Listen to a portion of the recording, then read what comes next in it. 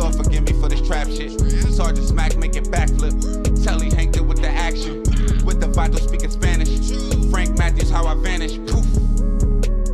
Came back like I'm King Tut. Gold BBS is on a beamer. When Fat Cat was 10 queens up. Ball off the profit, not the re-up. Fly like Puerto Rican Jesus. Uptown like I'm Baby May. Just caught a touchdown from the bay.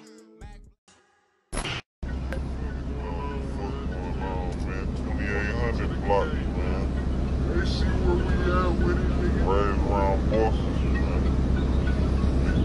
They wait up, man. Really lit, really rich, like chicken feed now. Tell them what they got coming from y'all for the summer, though. Today that the body found in Shawnee Park Saturday is in fact the man who was kidnapped and held for ransom. However, the Jefferson County Coroner's report did not list how 25-year-old Jermaine Sprewer died. So far, LMPD does not know who was behind the kidnapping or the killing. If you have any information, the tip line is 574-LMPD. On September 7th, 2021, LMPD was notified of a kidnapping for ransom. According to the victim's family, Jermaine Sprewer had been kidnapped from an unknown location. The family received several FaceTime calls from the assailants where they observed Jermaine bound with several guns pointed at him. During the calls, a large sum of money was demanded in exchange for a safe return. The family has since not heard from the assailants, and the victim has not been seen or heard from. Search is on tonight for a man LMPD says was kidnapped and is now being held for ransom. 25-year-old Jermaine Sprewer was last seen on Crockett Drive, which is off Greenbelt Highway, just west of the PRP neighborhood. As Gabrielle Harmon learned, his family got a FaceTime call showing several guns pointed at him. Kidnapping for ransoms are pretty rare. LMPD is hoping you can help them solve a missing persons case. Investigators say on September 7th, 25-year-old Jermaine Sprewer was last seen on Croquette Drive. They believe he was kidnapped, wearing this outfit here on your screen. The family received several FaceTime calls from the assailants where they observed Jermaine bound with several guns pointed at him. During the calls, a large sum of money was demanded in exchange for a safe return. Police believe the victim's phone was used to call the family. Family members don't know who the kidnappers are. Authorities are looking for Sprewer's car in hopes of finding him safely. It's a blue Jeep Cherokee with tinted windows and a black hood. License plate 7171 JW. If you have any information, they're asking for you to call in. You can submit your tips anonymously by calling their anonymous tip line. That number is 574-LMPD. For WHAS 11, I'm Gabrielle. Police and federal agents say they've taken 2 dangerous fugitives off the streets. WDRB's Stefan Johnson explains the suspects are now charged in connection to a local kidnapping and murder case. Stefan? Well, good evening. Behind me, detectives with LMPD's homicide unit arrested the suspects and charged them with complicity to murder and kidnapping. And investigators say these suspects did not give up without a fight.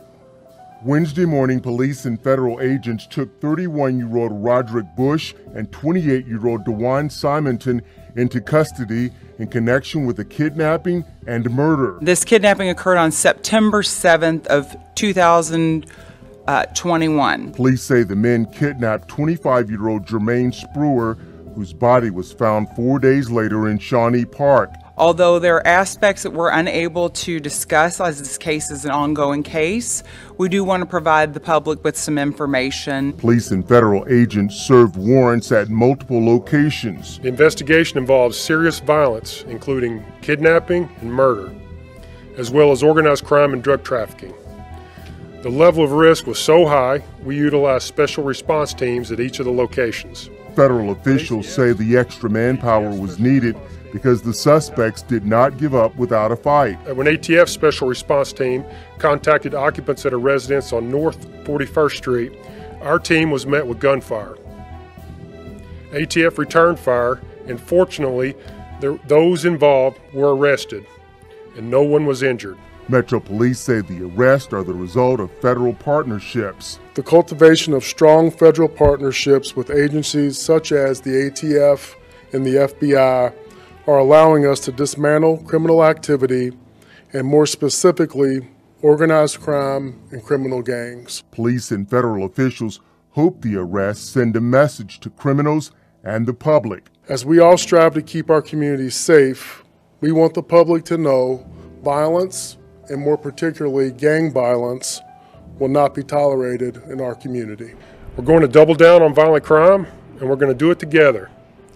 If you use a firearm to commit a crime, if you use a gun to harm someone, you're the exact type of person that we're going to focus on. As for that exchange of gunfire, you heard that from the federal agent. Well, police say they've arrested 68-year-old Donald Simonton and charged him with attempted murder of a police officer and wanton endangerment. Reporting live, I'm Stefan Johnson, WDRB News. Two men were in court today for the kidnapping and killing of Jermaine Sprewer. 31-year-old Roderick Warren Bush and 28-year-old DeJuan Simonton were arrested last week and charged with complicity to murder and complicity to kidnapping. They both pleaded not guilty and are both being held on $1 million bonds. In September, police said his family received a FaceTime call from an unknown location showing the Sprewer bound, surrounded by guns. The 25-year-old was found dead days later near the Shawnee Park boat ramp, and Bush and Simonton will be in court for a bond hearing February 25th. Fuck was they thinking? Damn, Kentucky, that's how y'all give it up? It's your ace Popalot. Whole lot of mob shit going on. Just pulled up on the guys from Louisville. We need y'all in the comment box, because y'all on some other shit. Today, we're going to be covering a situation that reads like a page from the script from the epic street movie, Paid in Full, which would be my favorite, slightly edging out Juice and Menace to Society.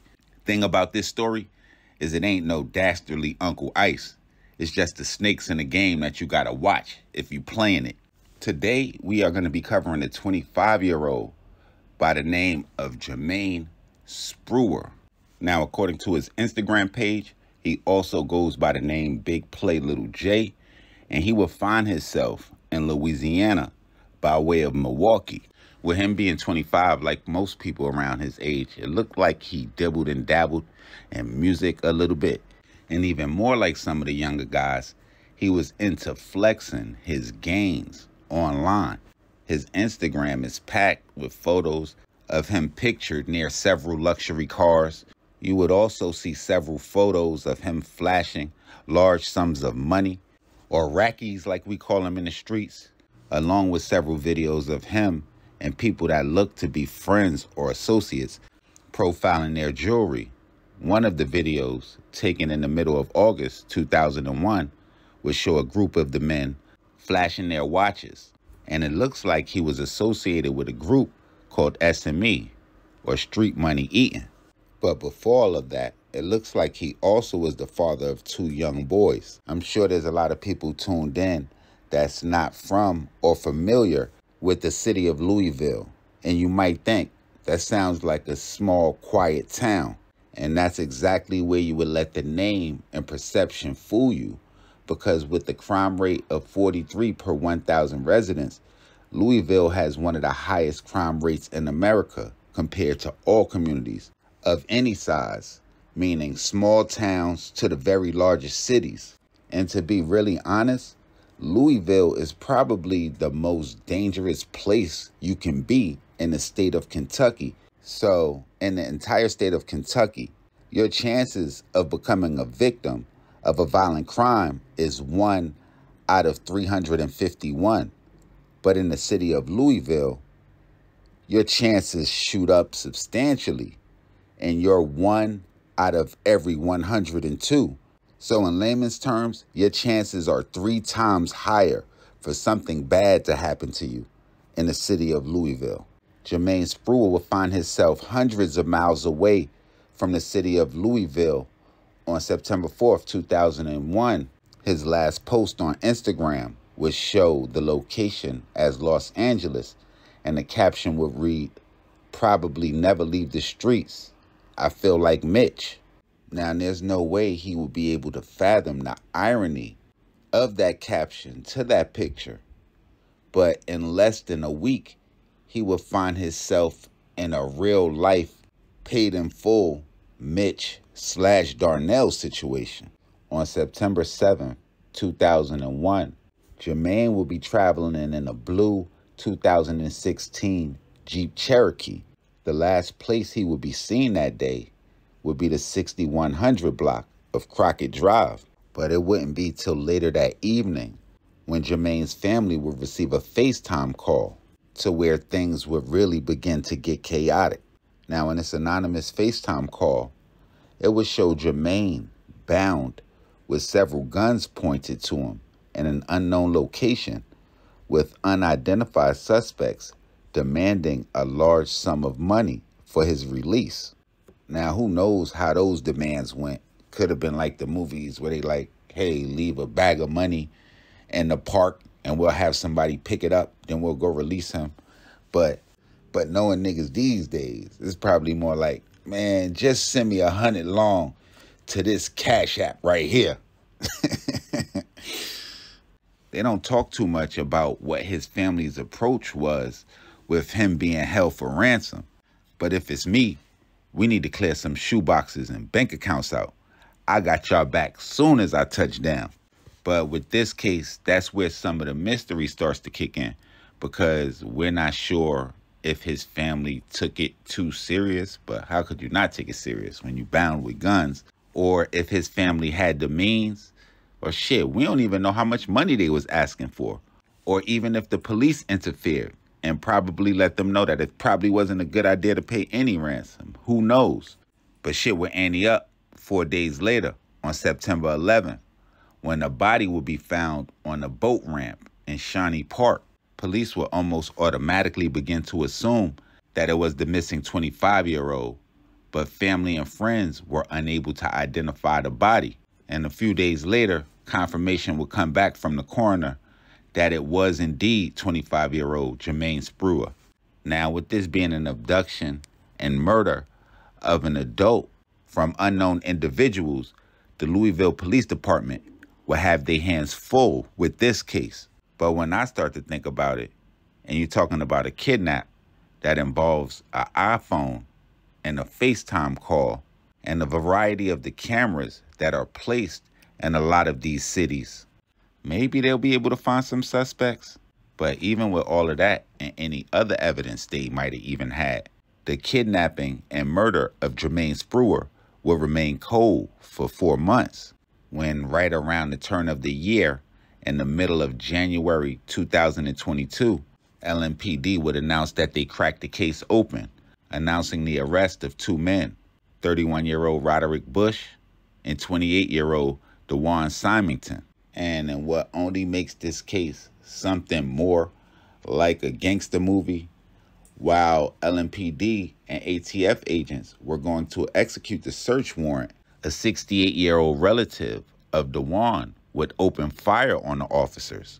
So not only would they arrest Bush and DeJuan Symington and charge them with murder and kidnapping for the death of Jermaine Sprewer, they would also arrest Donald Symington and charge him with attempted murder of a police officer, as well as endangerment of a police officer. Damn, all bad.